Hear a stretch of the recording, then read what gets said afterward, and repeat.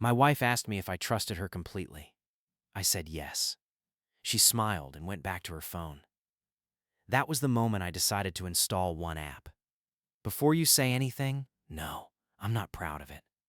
But I'm not ashamed either. Let me back up. I'm Daniel, 33. My wife Renee is 31. Together, 6 years.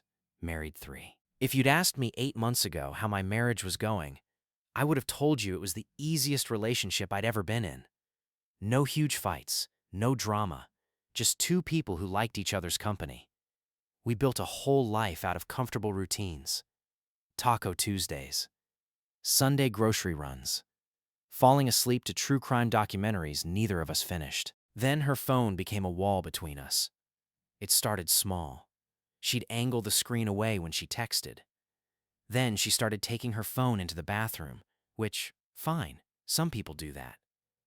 Then she started sleeping with it under her pillow instead of on the nightstand where it had lived for 3 years. Then came the passcode change. She used to leave her phone unlocked around the house. One day, I picked it up to check the time, and it wanted a 6-digit code I didn't know. I asked her about it, casually, the way you ask about anything you're hoping has a boring answer. Hey, when'd you put a passcode on your phone? She didn't even look up. Couple weeks ago. Work stuff. HR wants everyone locking their devices now. Renee works in retail management. I have never once heard of a retail company mandating phone encryption for its store managers, but I let it go. People change habits. Maybe there really was some corporate memo. Then the late nights started. Work event. Girls' night. Inventory audit ran long. Each excuse alone meant nothing. Stacked together over 6 weeks, they meant everything.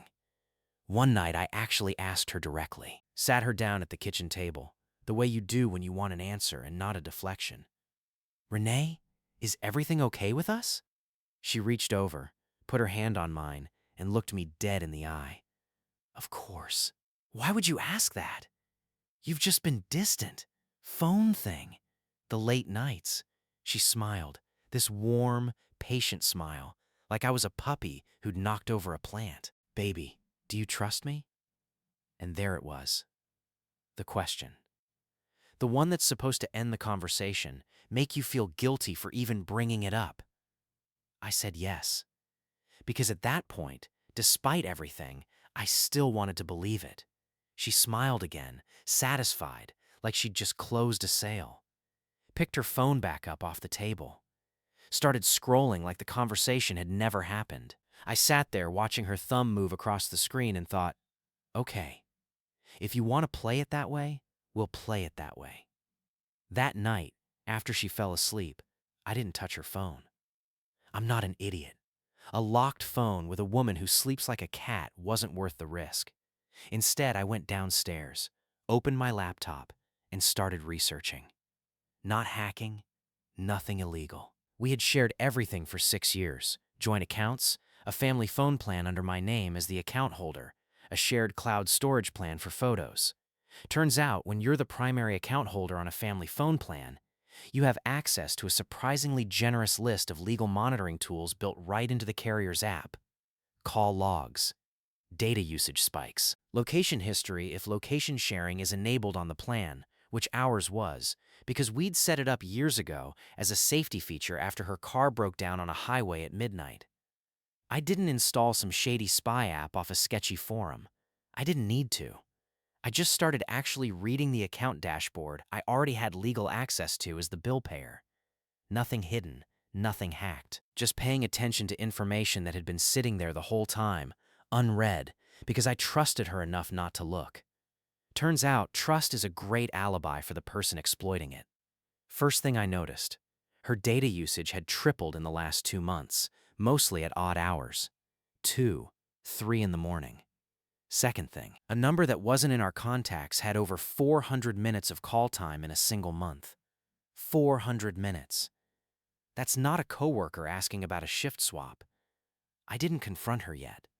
My lawyer buddy from college, Marcus, always says the same thing. The first person to get emotional loses. So I sat on it, kept watching the dashboard quietly for 2 more weeks. Documented everything. Screenshots, dates, times, saved to a folder on my laptop titled Taxes, because if she ever went digging, that's the one folder guaranteed to bore her to death. The location data was the part that broke something in me. 3 Tuesdays in a row, girls' night, pinged from an address that wasn't a bar, wasn't a restaurant, wasn't anyone's apartment we knew. It was a mid-range hotel off the highway, the kind with a lazy river brochure in the lobby and hourly rates nobody advertises out loud. I sat with that information for one entire weekend before I did anything. Genuinely sat with it, turning it over, hoping I was wrong, hoping there was some boring explanation. There wasn't. There never is. Sunday night, she came home late again. Girls' night again. I was on the couch, calm, beer in hand, television off. "Hey," she said, dropping her keys in the bowl. "You're up late. Waiting for you." She smiled, that same performance review smile. "That's sweet. How was girls' night?" "Good. Same old, same old." "Which restaurant?" She hesitated, just barely, a half-second flicker most people wouldn't catch. "That new tapas place. Downtown." "Huh," I said. "Funny. I thought tapas places didn't usually have a pool and a continental breakfast." Her face did something I'd never seen it do before. It went completely, professionally blank, like she was recalculating in real time. "What are you talking about?" "I'm talking about the hotel off Route 9. 3 Tuesdays running. Same address. I've got the dates if you want them. You're tracking me? That's insane. That's controlling. I'm the account holder on a family plan we both agreed to years ago for safety. I didn't hack anything. I just finally looked at what was already there." She switched tactics fast, the way people do when the first excuse dies on arrival. "It's not what you think." "Then tell me what it is." Silence. A long one. The kind where you can watch someone's whole story collapse behind their eyes in real time. "I've been talking to someone," she finally said. "It's not physical. We just talk. 400 minutes of talking a month. At a hotel. With a pool. We haven't done anything." Then explain the hotel. More silence. "I need time to process this," was all she managed. "Take all the time you want," I said. "I already have a lawyer." Her head snapped up. "You already talked to a lawyer? Before you even asked me?" "I asked you if you trusted. Sorry, if everything was okay. You told me to trust you and went back to your phone. I figured I'd trust the data instead." She started crying, the fast kind that arrives on command more than from actual grief. I've seen her cry from real things before. Her grandmother's funeral, a miscarriage scare 2 years back. This wasn't that. This was a woman realizing the story she'd built was falling apart in front of an audience that had stopped clapping. "You're really going to throw away 6 years over some texts?" "I'm going to throw away 6 years over a hotel with a lazy river and a man who isn't me." She went quiet after that. Slept in the guest room without being asked. I didn't sleep much either, but for a different reason. I felt lighter than I had in months. Turns out, the worst part of an affair isn't finding out. It's the weeks before, when you already know something's wrong and everyone around you keeps telling you you're imagining it. A word before I move on, because I know someone's going to ask. No, I did not install anything on her phone. I never touched her phone, never needed her passcode. Everything I looked at lived on the carrier account I'd been the primary holder of since we first moved in together. The one she'd agreed to years earlier, specifically, so we could see each other's location if one of us broke down on the highway at midnight. I just started actually opening the app instead of letting it sit on my home screen collecting dust. There's a difference between spying on someone and finally reading the mail that's been addressed to you the whole time. Update 1, 5 days later. Met with the lawyer, a sharp woman named Priya that Marcus recommended. First question she asked, "Is the account you monitored legally yours?" "Yes. Family plan, my name, my billing, set up years ago with mutual consent for safety tracking." She nodded. "Good. That means everything you gathered is admissible and, more importantly, defensible. No hacking, no unauthorized access, just a bill payer reviewing his own account. Courts love boring, legal paper trails. We filed. House is in both names, but I put down the majority of the down payment using an inheritance from my grandmother, kept in a separate account the whole time, never commingled. Priya said that mattered a lot. Document everything, she told me. Receipts, bank statements, timelines. Spent the next 2 days pulling every financial record I could find. Bank statements going back to before the wedding. The original transfer confirmation showing my grandmother's inheritance landing in a separate account under my name only, and the closing documents from the house showing exactly how much of that money went into the down payment. Priya was thrilled. "This is the cleanest paper trail I've seen in months," she said. "Most people come in here with a shoebox of receipts and a story. You came in with a spreadsheet." Renee, meanwhile, was staying with her sister, giving me space, which is a phrase people use when they've been caught and want credit for not making it worse. Her sister texted me on day 2, trying to play peacemaker. "She's really struggling. Can we all just sit down and talk this through like adults?" I told her I was happy to talk, through our respective lawyers, like adults with paperwork. She didn't love that answer. Her mother called me on day 3. "How could you spy on my daughter like that?" I didn't spy. I looked at an account I legally own and pay for. She's the one who spent 3 Tuesdays at a hotel. She made one mistake. 400 minutes a month for 2 months isn't one mistake. That's a whole relationship. Silence, then a click. Blocked the number after that. Day 4. Renee showed up at the house unannounced. I was in the garage, because apparently every man in these stories has a garage hobby, and mine happens to be restoring old bicycles. Don't ask, it's cheaper than therapy. "We need to talk," she said. "Talk to Priya. Stop being petty. I told you nothing physical happened. Who's the guy?" Silence. "That's what I thought. He's someone from my gym. It wasn't supposed to turn into anything. Nothing turns into a hotel room by accident 3 weeks running. I was going to end it, I swear." "When? Before or after the 4th Tuesday?" She didn't answer that one either. Then, because these conversations always pivot the same way, she said, "So that's it? 6 years done over a misunderstanding?" "Renee, if this is a misunderstanding, walk me through the version where the hotel makes sense." She couldn't. She never could. She left 20 minutes later, but not before saying she wanted half of everything, since we're married, including my grandmother's inheritance money that had gone into the house down payment. There it was. The real reason for the visit. "Talk to Priya," I said again, and went back to the bicycle. Got served with her attorney's response 2 days later. She wanted half the house equity, spousal support for 2 years, and a chunk of my retirement account. Priya wasn't worried. The inheritance money is documented and separate. Spousal support after a short marriage with no kids and a documented affair on her side is a hard sell for her lawyer. We'll counter. Update 2, 4 weeks in. This is where it got messy in the way these things always do. Found out through a mutual friend, because there's always a mutual friend, that the gym guy wasn't some random fling. They'd been talking for 5 months, which in translation means seeing each other regularly enough that his own girlfriend at the time found out and dumped him over it.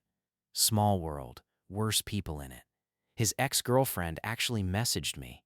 Screenshots, dates, the whole thing. Turns out Renee had told him our marriage was basically over, that we were staying together for financial reasons, that I was emotionally checked out. None of which was true. But it's the kind of story people tell themselves to make an affair feel like rescue instead of betrayal. Forwarded everything to Priya. "This helps," she said. "Shows a pattern, shows intent, and completely tanks her spousal support argument." The deposition was where things really unraveled. Renee's lawyer tried to frame me as controlling for surveilling her. "You tracked your wife's location without her knowledge?" I reviewed a shared family account I've paid for since 2020. She knew the plan existed. She agreed to it, but she didn't know you were checking it recently. She also didn't know she was spending Tuesday nights at a hotel with another man. Funny how honesty works both directions. Priya had to bite down a smile on that one. Then came Renee's turn under oath. "Were you at a hotel on the dates in question?" "Yes." "Alone?" Pause. "No, Who were you with? A friend from the gym. Would you describe the relationship as romantic? It wasn't anything serious. Did you tell your husband about this friendship? It never came up. In 5 months, spending regular hours together, hotel visits included, it never came up? I didn't think it was relevant. Her own lawyer looked like he wanted to sink into the floor. That's the moment I knew the case had basically settled itself. 2 weeks after that deposition, her mother tried one more approach, calling from a blocked number this time. She's devastated. She made a mistake. Are you really going to ruin her financially over this? I'm not ruining anything. I'm keeping what's mine and giving her what she's legally owed, which is less than she wanted because of what she did. You used to love her. I did. That's exactly why this hurts. But loving someone doesn't mean funding their hotel dates. She hung up. I didn't chase it. The gym guy, for what it's worth, texted me once, said he was sorry, said Renee had told him things were already over between us before anything happened. I believed that he believed it. Doesn't change what happened, but it did make me feel a little less like the villain in a story I didn't write. Her father called around this time too, and he was, to his credit, the only member of her family who didn't try to guilt me into backing down. I'm not going to pretend she didn't mess up, he said. But is a divorce really the answer here? Sir, with respect, she spent 5 months seeing someone else and lied to my face about it every single time I asked if something was wrong. What would you do? Long pause. I'd probably do exactly what you're doing. That's all I'm asking anyone to understand. He didn't push after that, which I appreciated more than he probably realized. Her mother, on the other hand, tried a different angle every few days. First, it was guilt. Then it was nostalgia, reminding me of vacations and anniversaries like a highlight reel was supposed to erase a hotel receipt. Then, when neither worked, it became anger, calling me cold and calculated for building a case instead of trying to save the marriage. I stopped answering her calls entirely after the third round. Some conversations aren't conversations. They're just performances looking for an audience, and I'd already stopped clapping. Final update, 10 weeks later. Settlement reached. No trial needed once her lawyer realized the deposition transcript alone would sink any spousal support claim. Final terms. House sold. Proceeds split after my documented inheritance contribution was subtracted first, which left her with meaningfully less than half. No spousal support, given the short marriage and clear cause. Retirement accounts split only on contributions made strictly during the marriage, nothing before. She kept her car, her debt, and whatever was left of her dignity after the deposition transcript made its way, somehow, into a group chat with mutual friends who'd been asking questions. She reached out one final time by email. I know I hurt you. I know I don't deserve forgiveness right now, but I hope one day you can understand people make mistakes when they feel unseen. I read it once. I didn't feel angry reading it, which surprised me more than anything else in this whole mess. I just felt done. Deleted it without responding. Priya asked if I wanted to keep monitoring anything post-divorce, out of habit more than necessity at that point. I told her no. The whole reason I started paying attention in the first place wasn't paranoia. It was that a smile and a "do you trust me" had replaced actual honesty for months, and eventually the silence around that question got loud enough that I had to check the one thing still telling the truth. Funny enough, the account dashboard I checked wasn't even complicated. No spyware, no hacking, no secret app installed on her phone while she slept. Just a legal family plan, a bill I paid every month, and information that had been sitting there unread for years because I trusted the person more than I checked the data. Turns out those two things aren't supposed to replace each other. You can trust someone and still pay attention. The moment you stop paying attention entirely is usually the moment someone starts betting on it. These days, my life is quieter. Sold the house, split the money, bought a smaller place near work with a real garage instead of a converted half garage that used to be a laundry room. Got 3 bikes fully restored, 2 more waiting on parts. Started going to the actual gym near my new place, ironically, and haven't seen a single hotel brochure in the lobby yet, which I consider a promising sign. I still talk to Marcus every couple weeks, mostly just catching up now that the legal stuff is behind us. He asked me once if I felt bad about how methodical I'd been through the whole thing, the folder labeled taxes, the weeks of quiet documentation before I said a single word. I told him no. If anything, being methodical is what kept me from doing something I'd have regretted in the moment, showing up somewhere I shouldn't, saying something I couldn't take back, making the story about my reaction instead of her decisions. Staying calm didn't mean I wasn't hurting. It just meant I refused to let the hurt make the decisions for me. My brother asked me something similar a few weeks after the settlement. Whether I felt any relief now that it was actually over, papers signed, house sold, everything finalized. Honestly, yeah. Not the kind of relief that comes with celebrating. More like the kind that comes after you've been holding your breath without realizing it and finally get to exhale. Some nights I still think about the version of the last 6 years I thought I was living in. The one where the late nights were just work and the passcode really was some corporate policy. That version is gone now, but so is the version of me who would have kept believing it out of habit. A friend asked me recently if I regretted looking into the account before confronting her outright, if it felt like I was somehow the one in the wrong for checking. I told him no. If she'd had nothing to hide, the data would have shown nothing. The account didn't create the affair. It just refused to keep pretending one wasn't happening. She asked me if I trusted her completely. I said yes, because at the time I wanted to. She smiled and went back to her phone like the conversation was over. It wasn't. It was just getting started. And for once, I'm glad I was the one paying attention when it counted.